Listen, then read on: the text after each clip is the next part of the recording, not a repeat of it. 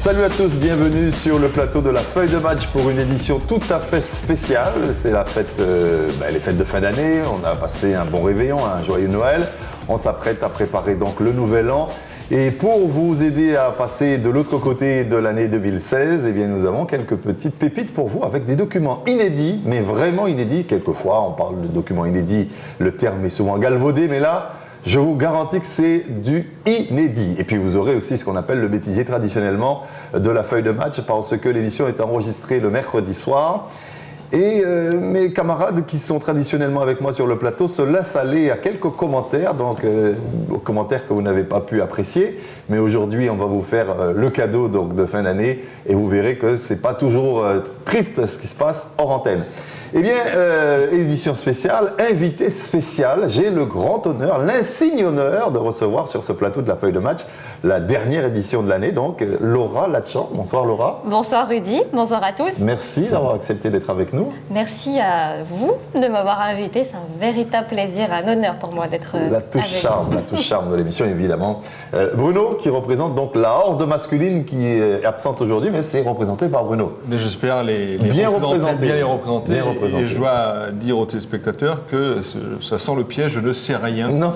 On m'a rien dit, on m'a juste dit de venir et je découvre avec vous. Alors je suis responsable de rien, on verra. Non, il n'y a aucun piège, Donc je le disais il y a un instant, l'émission est enregistrée le mercredi et quelquefois, il y a des choses qui se passent pas toujours comme on veut. Vous allez voir ça dans un instant. Laura, ça vous arrive à vous, quand vous enregistrez un magazine, une émission, d'avoir des ratés, des loupés? Souvent, je dirais que c'est presque inévitable des fois. Ça dépend du contexte en fait et c'est vrai que c'est souvent difficile de rebondir et de se reconcentrer pour en fait se remettre en condition. Ça vous fait rire des fois? Ça me fait rire, oui, ouais. Ça me fait rire. Mais c'est bien, c'est la partie la plus fun en fait. Et vous, Bruno, quelle expérience vous a marqué de toutes les éditions que vous avez auxquelles vous avez pu participer avec nous?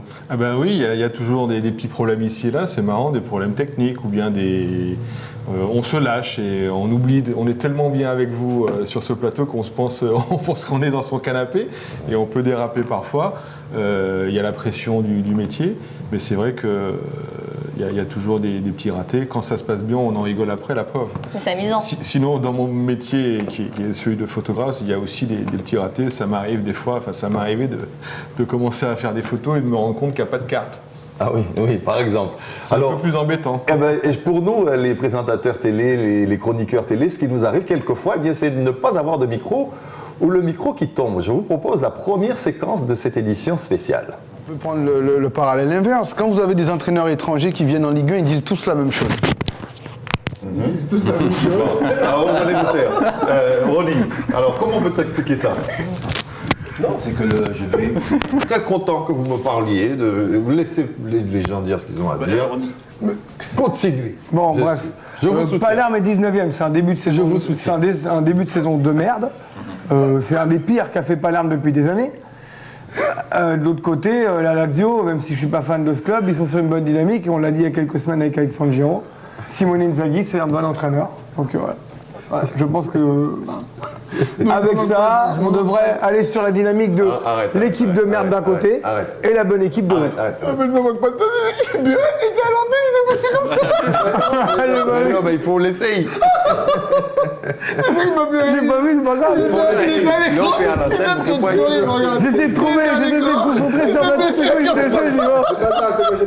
J'ai pas regardé l'écran, je t'avoue. Comme c'est Cédric qui parle, pour moi tu es sur Cédric. Mais qu'est-ce qu'il fait?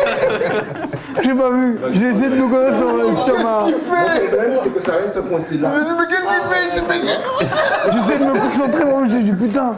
Ça rigole, mais j'arrivais pas à retrouver la fin. Enfin, je trouve la fin, mais c'est... C'est la nouvelle mode de montre. Tu vois, tu m'as piqué ma punchline. Tu vois, maintenant, je ne pouvais pas la sortir. D'un côté, tu as les mecs avec les grosses montres, et tu as les polos sans rien. C'est côté. Moi, c'est rien, vous les gars. Non, mais elle est belle, celle de gauche, celle-là. C'est la lutte des classes. Les gars, tu m'as piqué ma punchline, j'allais attaquer sur les directs. Vous êtes... Ah ouais, c'est le directeur de cabinet de Madame Bajazet. Ouais. Il a fait virer son fils, il a fait des secondes, et voilà. Moi, je t'invite à regarder. C'est pour ça qu'il reste pas. Je t'invite à regarder Juste après la Bertrand. coupe, il est parti. Regarde l'Amérique dans Bertrand, regarde juste ça, les adjoints, mais regarde juste ça. Tu verras. Je les connais. Tu comprends, Ils ont une voiture immatriculée AZ. Monsieur, voilà votre texte. Ils font comme si, ils font comme si, genre, ils sont poids du peuple, voilà, mais tu parles, ouais. C'était donc la première séquence de notre émission tout à fait spéciale pour cette fin d'année, avec donc le micro de Ronnie Béral qui s'est cassé la figure, et Ronnie qui ne savait pas qu'il était à l'antenne, donc il se baissait pour ramasser le micro. Ça a pris un fou rire chez Cédric Centime. On a dû arrêter l'enregistrement une bonne dizaine de minutes, voire une bonne quinzaine de minutes, pour que Cédric se ressaisisse. Ça vous revient. Non, mais Cédric Centime qui se ressaisisse, excusez-moi, ça m'a fait rigoler. Bon, alors Laura, vous n'avez pas connu des choses comme ça? Non, pas de micro qui se casse la figure, mais d'autres choses qui font tout aussi rire et qui sont déstabilisantes. Alors quand on vient pour passer à l'antenne, on a toujours le choix entre porter ci ou ça. C'est un choix cornélien pour vous aussi? Oui, je dois dire en plus que c'est d'autant plus difficile pour les femmes parce qu'elles doivent souvent varier en fait de tenue et au niveau de la coiffure, même au niveau du maquillage. Donc oui, là il y a un effort considérable et c'est souvent difficile, oui, bien plus que les hommes. Bruno, vous qui nous régulièrement vous nous gratifiez de quelques tenues milanaises, j'ai envie de dire, comment vous avez un conseiller, vous avez un coach? J'ai pas de conseiller particulièrement, je regarde un peu ce qui se passe et c'est surtout une histoire de goût. Moi j'aime bien avoir un look différent, on va pas dire sapé, mais avoir une petite touche avec originale. le choix des deux montres. Hein. Le choix des deux montres. Pour quelle raison? Moi, c'est cette question qui Vous voulez vraiment savoir? Non, elle ne veut pas le savoir. Ah, d'accord. Elle n'a pas envie de le savoir. Je vous disais en préambule qu'on allait avoir donc, des inédits dans cette émission. Et là, c'est un cadeau que je vous offre, Laura et Bruno, et surtout à nos téléspectateurs. Ça date de 2009, c'est pas tout jeune, mais ça n'a jamais été diffusé sur aucune chaîne. Et c'est une interview de William Gallas, tenez-vous bien, réalisée par Jacob Desvarieux, Jean-Claude Flamand-Barny, Jocelyn Angloma et Admiralty. Autrement dit, c'est à la croisée des talents. La Guadeloupe a beaucoup de talent. On regarde ça. En effet. Pour une première, de ma part, je pense que c'est une réussite. Alors, qu'est-ce que tu en penses? Je pense qu'on a fait quelque chose de grandiose ce soir, voire depuis le 6 décembre. C'est vrai que ça me tenait à cœur de réaliser un tournoi en Guadeloupe et j'ai vu que tous les gens ont adhéré à ce tournoi. C'est clair, moi je pense la même chose hein, et je te tire un grand coup de chapeau parce que les jeunes aussi étaient là, ils se sont mis à fond là-dedans et on l'a vu au niveau du jeu, donc c'est quelque chose à pérenniser je pense. Je pense que c'est bon pour la suite, j'espère qu'il y aura une suite. C'était mon idée en faisant ce tournoi. C'est vrai que c'est un petit coup d'appel envers les autres joueurs antillais parce que je pense qu'il y a beaucoup de choses à faire en Guadeloupe, surtout au niveau des jeunes parce que les jeunes c'est l'avenir de la Guadeloupe et je pense que le fait de leur donner une ambition, ça va leur permettre de tout donner pendant ces tournois qui vont peut-être se réaliser l'année prochaine, voire dans 2 ans et pourquoi pas faire un plus grand tournoi parce que je pense qu'au jour d'aujourd'hui, ce qui manque aux jeunes, c'est le fait d'avoir des ambitions et on ne leur donne pas cette possibilité. Mais c'est vrai que depuis quelques temps, je trouve qu'on a fait quand même beaucoup de travail. Ouais, moi je pense que les jeunes étaient là, ils étaient présents, ils se sont donnés à fond. Mais sous quelle manière tu vois ça, de changer, de faire évoluer la chose comment tu le vois? Comment je le vois? C'est déjà avant tout quand je dis de changer les choses, c'est-à-dire le fait que les sportifs de haut niveau, que ce soit dans le football ou que ce soit dans d'autres disciplines, puissent organiser des tournois dans l'année, que ce soit dans l'athlétisme, le basket, le football, On sait qu'en Guadeloupe, il y a beaucoup de jeunes prodiges. Malheureusement, ces jeunes-là n'ont pas la possibilité, comme les métropolitains en France, de pouvoir percer. Et le fait de créer des tournois comme ça va permettre aux jeunes de s'exprimer et de vouloir donner le maximum d'eux-mêmes. Et je pense qu'on a pu le voir pendant tout ce tournoi. Les jeunes se sont éclatés. Malheureusement, il y a eu des déçus. Et c'était très très dur de les voir. C'est ce qui est tout à fait normal. Donc je pense qu'il y a un appel. Donc on verra qu'est-ce qui va se passer avec nos dirigeants en Guadeloupe. Pour changer sur l'équipe de France, je passe rapidement. Il y a pas mal d'Antillais en ce moment. Comment ça se passe? Je veux te dire, ça se passe très très bien. C'est vrai qu'il y a une super ambiance entre nous, que ce soit Lilian, Thierry, Abidal, ça, c'est vrai qu'il y a vraiment une grosse ambiance. De temps en temps, je ne vous cache pas qu'un d'entre nous ramène un petit plat des Antilles, que ce soit le dombré, que ce soit le colombo. Et c'est vrai que ça nous fait beaucoup de bien de se retrouver des fois entre nous et de pouvoir parler en créole. Le monde de la musique a été fortement représenté, entre autres par Jacob Desvarieux, qui a rêvé d'une sélection antillaise. Je connais rien au football, mais par contre, j'ai constaté un truc, c'est que par rapport à la petite population qu'on est, on a énormément de joueurs de très haut niveau. Toi qui joues dans des équipes comme toi, par exemple, des équipes d'Angleterre, je sais pas, en Espagne, en France, tout ça. Alors, bon. Et je me dis, mais tous ces mecs-là sont antillais. Est-ce que c'est envisageable, par exemple, qu'un jour, on puisse faire une équipe avec rien que des Antillais? Ce serait pas mal l'équipe des Antilles. Alors non, mais je suppose que c'est facile de mettre les gens ensemble, mais ça ne fait pas une équipe. Et alors qu'est-ce qui manque pour que... Qu'est-ce qui peut manquer? Ouais. Je pense déjà pour faire une équipe entière, il faut qu'on soit indépendant. Ouais. Parce que c'est vrai que la plupart des joueurs jouent en général pour l'équipe de France. Mais cette question-là, on me l'a déjà posée. C'est vrai qu'on me l'a déjà posée, ou entre joueurs, on en a déjà parlé. Et c'est vrai qu'un par un, on avait pris les joueurs qui jouent soit en Manchester, en Angleterre ou en France, et on les avait nommés. Et je pense qu'on peut faire une équipe antillaise, voire européenne, martiniquaise.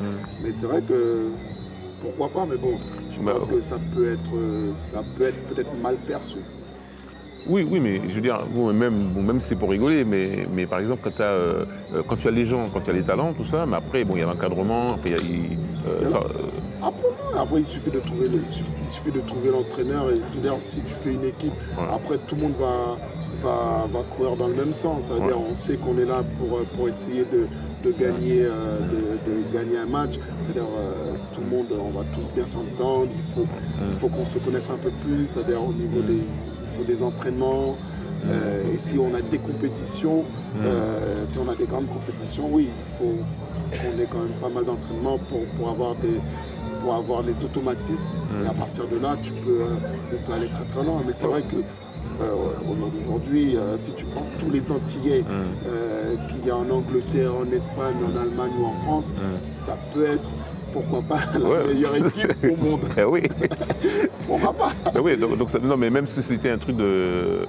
tu vois, genre comme avait fait les basketteurs à une époque aux États-Unis, ils avaient une équipe de gars-là en fait qui faisait le tour du monde et qui faisait des démonstrations, mais il y a moyen de faire... ça peut se faire. Après, mais pour des grandes causes, quoi, par exemple, genre pour... Ça peut se faire, il faut que quelqu'un lance l'idée, tu l'as lancé, maintenant il faut que quelqu'un s'occupe de l'organisation. Ouais, de le faire, Pourquoi pas, il faut peut-être voir avec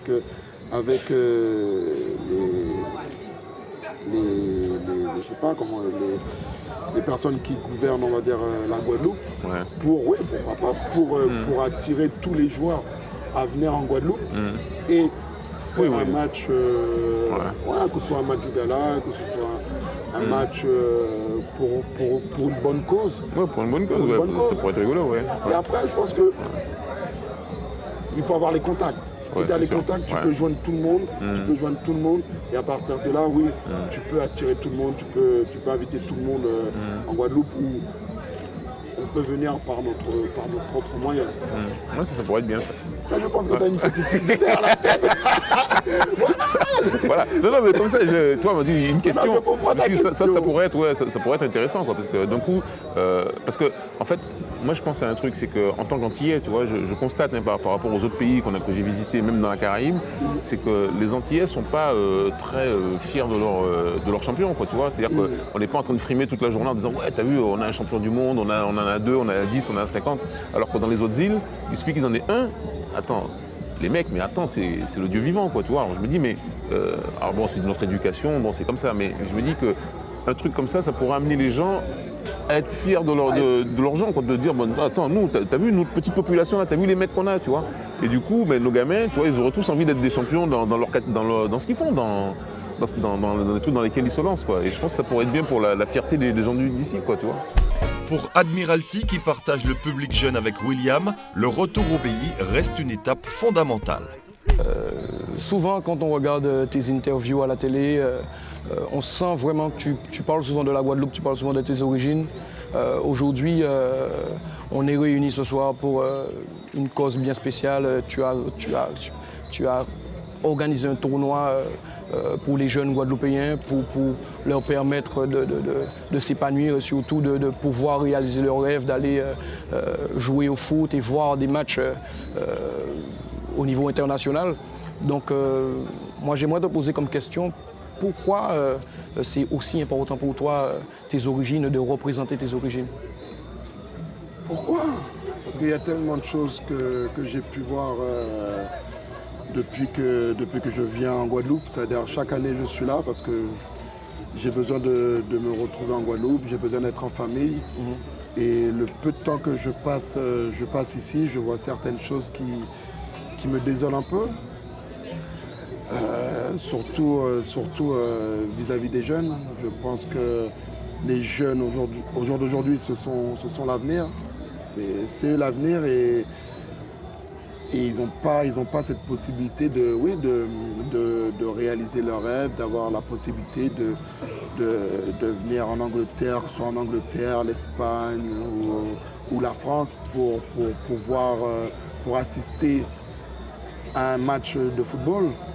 Et pour moi c'est quelque chose de fort parce que bon, j'ai été enfant comme eux, j'ai été un gamin qui avait des rêves.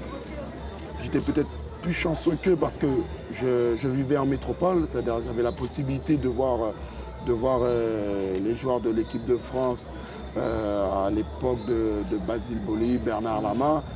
Et quand je viens ici chaque année, j'ai l'occasion de discuter avec mes cousins et mes cousines. Et ils m'expliquent un peu comment ça peut être dur pour eux.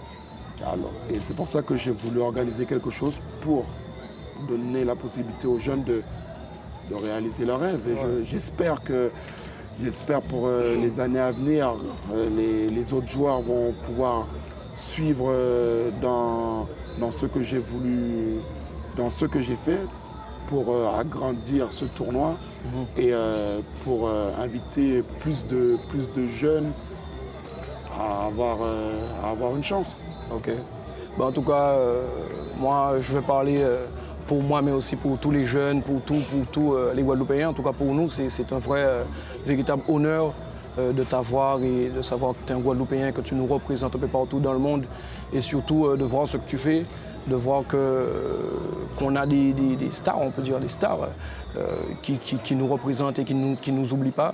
C'est quelque chose de vraiment important et surtout que tu montres, et je vais parler aussi de Lyon Thuram, de pas mal de personnes aussi qui font ce même travail et qui donnent aussi envie aux jeunes les jeunes se disent qu'il n'y a pas de limite, qu'on peut aller loin et que voilà, il y a des gens qui pensent à eux et qu'ils ont aussi des exemples, des gens comme toi, comme les lions qui sont nés en Guadeloupe. Et donc pour eux, c'est possible. Et donc franchement, j'aimerais te remercier pour tout ce que vous faites, pour ce que tu fais et au nom de tous les Guadeloupéens. Donc franchement... Merci. Merci. Merci. C'est surtout ça, je pense. C'est le fait qu'on pense à eux, quoi. Ouais. C'est ça. Dès qu'ils savent ça, je pense qu'après, ils vont pouvoir s'épanouir dans ce qu'ils ont dans ce qu'ils auront envie de faire, que ce soit dans le football, ça peut être dans le football, ça peut être dans les études, ça peut être dans d'autres sports. La musique. La musique, c'est ça en fait. C'est d'avoir des exemples. Et bon, à la base, c'est pas le fait d'être un exemple, mais c'est de leur donner cette possibilité de venir voir un match en Angleterre. Et je sais à cet âge-là l'importance que ça de voir un match, surtout le championnat anglais qui est en ce moment qui est vraiment au top. Mais bon, c'est moi qui dois vous remercier parce que bon, grâce à vous, j'ai pu réaliser ce tournoi. C'est pour ça que je remercie toute la Guadeloupe, tous les Antillais, parce que je pense qu'on a fait un petit pas, mais on a des exemples comme vous, que ce soit toi dans la chanson, que ce soit Jocelyn Angloma, que ce soit les frères Pietrus dans le basket. C'est vous qui nous donnez l'exemple et nous, on n'a qu'à suivre. Et je pense que si on est tous réunis, on pourra faire quelque chose pour la Guadeloupe, pour les Guadeloupéens, pour voir que oui, la Guadeloupe a des graines de stars. C'est l'union qui fait la force. Ok, allô, merci. Quant au réalisateur de cinéma Jean-Claude Flamand-Barny, il verrait bien le footballeur guadeloupéen à l'affiche de l'un de ses films. Et je sais que tu aimes beaucoup la musique et puis le cinéma. Et la question c'est si tu serais doué, en tout cas si tu aurais la possibilité d'exercer un autre métier que le football, vers lequel tu t'aurais senti à l'aise? Bonne question. Peut-être pas dans la musique parce que ma voix n'est pas très très belle. Non, pourquoi pas dans le cinéma, tu sais, pourquoi pas dans le cinéma, j'ai pas le don, mais bon, je pense que je peux apprendre. Je peux apprendre très très vite. C'est vrai qu'avec j'ai été un présentateur pendant quelques jours. Au départ, ça n'a pas été évident. Mais au fur et à mesure, j'ai commencé à me lâcher et je suis rentré un peu dans mon personnage. Ouais, pourquoi pas dans le cinéma. Est-ce que tu irais plus vers un cinéma un peu engagé, comme je sens que tu es très engagé par rapport aux actions que tu mènes hors du terrain de football? Est-ce que le cinéma engagé, c'est quelque chose aussi sur lequel tu pourrais t'appuyer, plus que le cinéma de comédie ou le cinéma ouvert? Je préfère être dans le cinéma engagé parce que c'est des choses qui sont vraies. C'est-à-dire, tu te bats pour quelque chose, pour dire certaines choses. Et pour moi, je pense que c'est très important d'être dans le cinéma engagé. D'accord. Okay. Alors, une dernière question. Comment tu verrais William Gallas dans l'après-football? Dans l'après-football? Est-ce que déjà il y a quelque chose dans lequel tu as envie de t'orienter ou pas? C'est vrai que j'aimerais rester un peu dans mon domaine, qui est le foot, pour aider les jeunes à percer, donner la possibilité à des joueurs de 15 ans à aller faire des essais, pourquoi pas, en France. Parce que c'est vrai que c'est jamais évident pour eux, dans le sens où ils sont quand même assez jeunes et leurs parents, en général, ne prennent pas